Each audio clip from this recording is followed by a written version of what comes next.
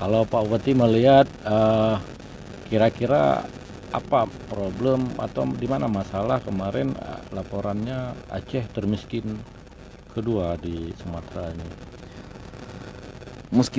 Meskipun itu data BPS dan Ya. pemerintah wajib pegang data itu, saya meragukan. Meragukan ya. Cuman bahwa pemerintah Aceh mestinya juga melakukan banyak sekali perbaikan, porsi anggaran untuk hal-hal yang terkait dengan masyarakat ini. Jadi memang struktur anggaran provinsi itu harus diubah. Bisa. Tadi diragukan, kenapa meragukan bahwa Aceh termiskin? Karena standarnya. Standar tadi ya. Standar kemiskinan. Saya pikir rakyat saya tidak ada yang berpenghasilan di bawah 13.000 per hari di sini. Rata-rata ongkos kerja di sini kurang dari 100.000 susah carinya. Pekerja kebun, pekerja di sektor pertanian itu, saya pikir nggak ada gajinya di bawah 100.000 dan kerjanya banyak. Banyak, nggak cukup orang malah. Nggak cukup orang. Jadi kalau tapi dibilang pengangguran ramai juga, itu gimana ceritanya? itu bukan persoalan pengangguran, itu persoalan malas. Persoalan lapangan kerja lu itu. Ada tim tapi. Selalu ada. Tapi kenapa ada data BPS itu? Kira-kira karena itu aja ya, karena itu aja. Standar itu ya. Standar mereka seperti itu. Habis itu kejujuran memberi data. Oh, jujur, karena kan nggak ada di standar BPS kan 13.000. Kita nggak ada 13.000, tapi kok bisa ada banyak. Ini kan orang ketika didata oleh tim sensus itu, ini kan bayangannya bantuan. Bantuan, jadi lekok juga lah itu. Lekok juga apa ada. Yang kedua, rata-rata orang berharap ketika didata itu pendatanya itu kan menurut saya tidak ngotot mengejar. Dia mau cepat kerja, mau cepat hasilnya cepat, ya sudah, ya tulis saja dia.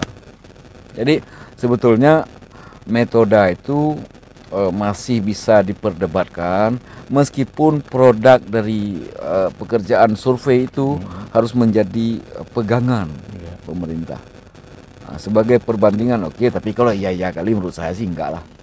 Paling tidak jadi masukan pedoman ya, untuk menyusun kebijakan ke depan. Ya, Saudara Lun, Pak Amal Ibrahim ini ketika menjadi wartawan pun masih menjadi petani juga dulu ya.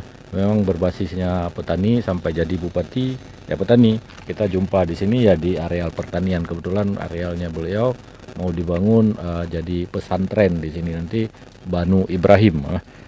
Kira-kira Pak Bupati ada nggak saran kepada pemerintah Aceh untuk menurunkan angka kemiskinan, atau nggak perlu pikir soal angka ini karena itu memang hampir pasti ya nggak kenyataannya nggak seperti itu.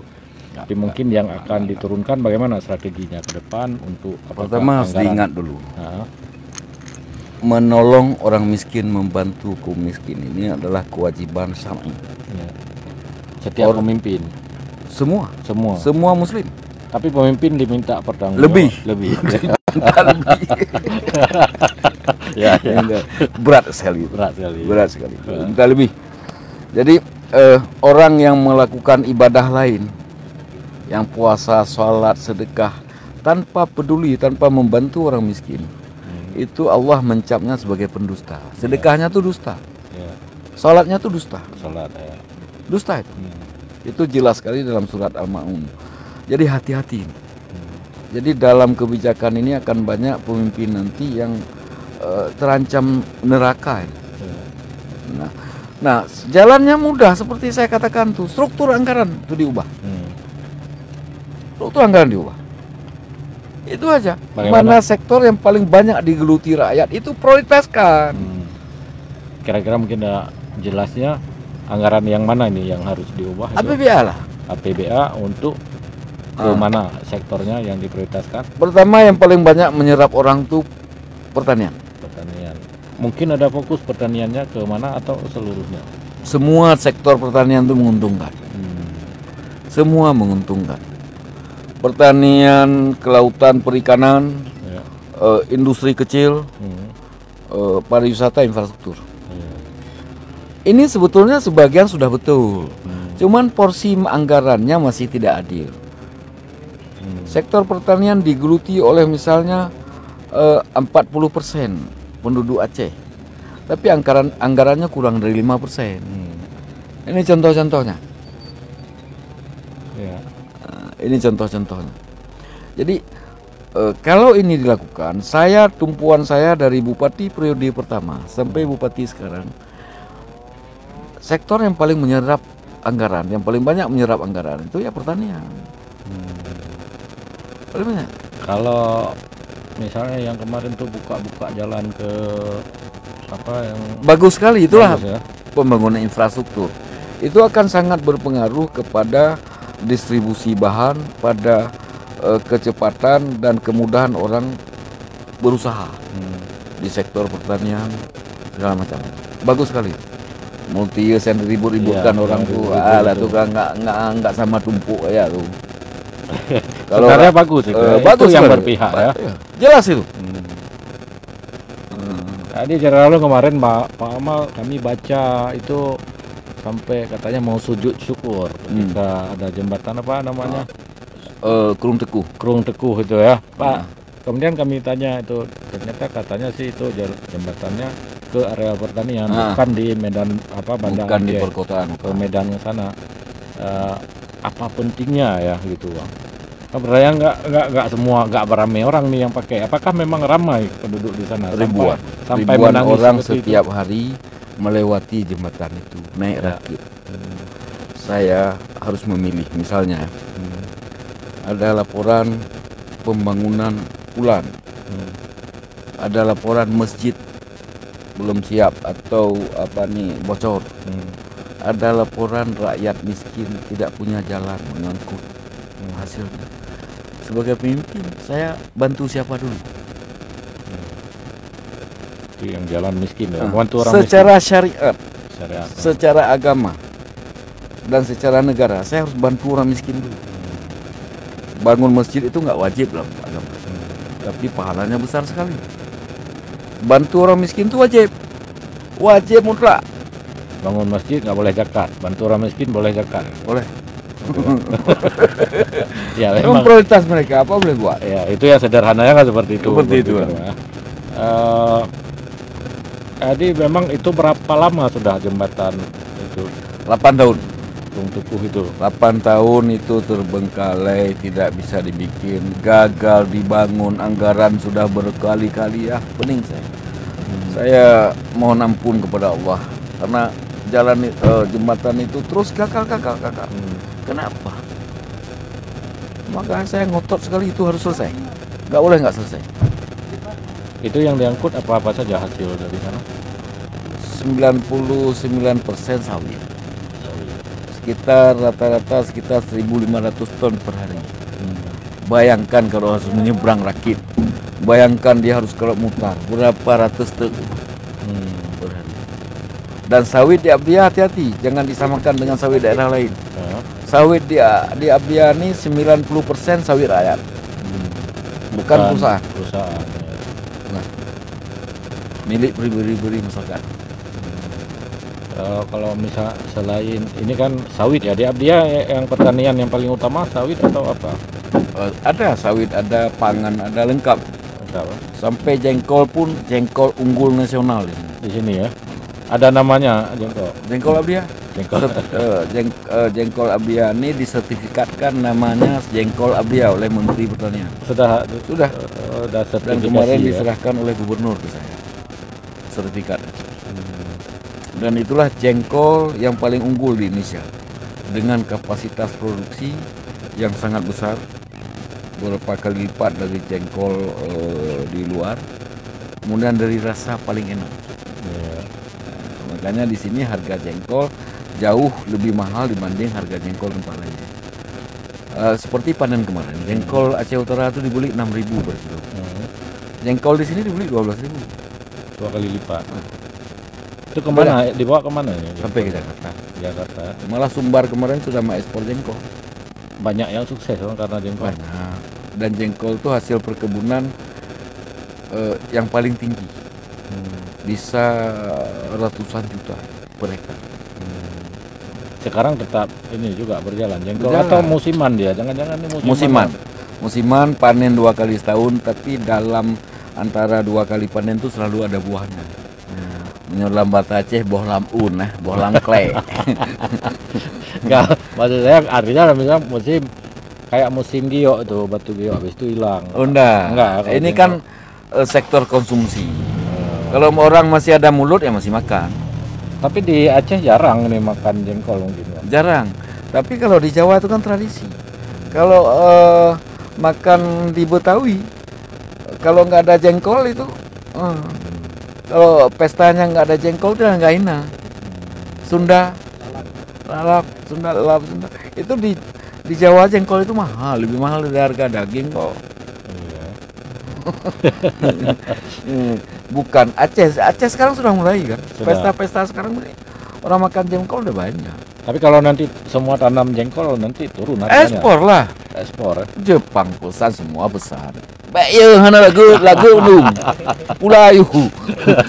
Ada pula jengkol tuh ada panen kah analium tuh. Nah, ini urung pesimis. Kalau orang seperti itu, ya cari kerjaan lain lah yang nggak ada risiko. Ini Pak Bupati ceritanya yang enak-enak aja tadi sawitnya panen sekian. Tapi kan ada juga cerita nggak enaknya ya tentang sawit atau jengkol Ada kalau harga lagi turun. lagi turun. Kalau misalnya sawit harga sedang 1.000 perak di pabrik atau 800 perak, itu ya. Tapi sawit 800 perak juga masih untung. Orang cerita duka itu kan cerita orang-orang tidak bersyukur. Orang tidak bersyukur. Kalau jengkol ada cerita sedihnya? Apa sedihnya? Nggak ada ya? Ceritanya masuk duit terus. Nggak perlu diurus. Enggak, dia tanaman dulu jengkol itu. Saya mulai menanam jengkol di sini 2008. Ya. Pada 2008 itu saya sudah membagi bibit jengkol ke semua pelosok. Dan itulah yang punya jengkol itu yang orang kaya sekarang. Yang orang-orang berada yang sanggup umrah 2 kali setahun itu mereka. Nah, dan itu terus kita tanam. Jadi nggak ada cerita sedihnya. Dulu tuh dianggap sebagai tanaman kehutanan, tanaman reboisasi, karena ada adaptasinya kuat. Dia hidup tanpa pupuk, ditinggal aja bertahun-tahun juga nggak apa-apa.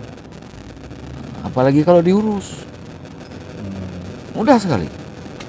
Kalau sawit turun harga katanya ada persoalan-persoalan di sawit. Pasti ada. Itu kan kalau kita mengacu kepada harga pemerintah, ingat sawit itu adalah komoditi yang salah satu komoditi yang diintervensi oleh pemerintah. Ada aturan Menteri Pertanian tentang standar harga. Nah, ini yang tidak dipatuhi oleh pabrik. Baik, Pak Bupati mungkin terakhir ada pesan atau ya anjuran lah kepada rakyat di Abdia ataupun di Aceh untuk soal bagaimana supaya bisa lepas dari kemiskinan atau hal-hal yang positif yang ingin disampaikan. Kalau untuk pemerintah, saya pikir fokus anggarannya harus diubah Di pemerintahnya. di pemerintah. Kalau rakyat cuma satu, bebo. Tidak ada orang Aceh yang itu yang akan miskin, nggak ada. Karena standar penghasilan di Aceh itu tinggi dan pekerjaan banyak, lahan cukup. Tapi bibitnya diberi pemerintah. Kalau di sini gratis, Jadi tadi anggaran di pemerintah kasih bibit gratis, rakyatnya bisa. di sini. Pemerintah yang pertama infrastruktur, kemudian sarana prasarana, termasuk benih, sarana produksi seperti mekanisasi segala macam. Pemerintah tuh harus ke arah itu. Kemudian nilai tambah produk pertanian itu. Makanya kalau menurut saya industri yang cocok di Aceh ini adalah industri yang berbasis agro. Itu yang real linear dengan rakyatnya. Kalau cerita industri lain itu bagus juga, tapi rakyat kita sebagai pekerja. Kalau ini kalau pertanian bisa jadi pemilih ya? Raya? Bisa jadi pemilih, bisa jadi bos. Jadi juragan. Ya? Hmm. Oke, Saudara Bang, terima kasih banyak nih Pak Umal atas waktunya. Saudara demikian laporan kami dari Alu Bade, Kecamatan Jempa, Kabupaten Aceh Barat Daya. Desa cok mana? Alu Bade masjid? Dusun. Oh, dusun Alu Bade. Insyaallah besok kita di Aceh Selatan ya dengan Bupati Aceh Selatan, kemudian ke Singkil ya Pak Dede ya. Ke Singkil insyaallah kita akan jumpa. Kami coba tanya-tanya juga para Salam Pak Bupati. Rekan-rekannya hebat-hebat. Ya hebatnya yang mana? Para bupati. Oh, parah. Saya pikir saya hebat tadi. Atau rekan-rekan saya nih. Insyaallah ya semua kita coba tanya nanti pendapat tentang kemiskinan, kita mau cari solusi ya. Semoga ini bisa menjadi masukan lah untuk pemerintah khususnya juga kepada masyarakat supaya kata Pak Bupati tadi. Makasih banyak Bang. Wabillahi taufik wal hidayah. Assalamualaikum warahmatullahi wabarakatuh.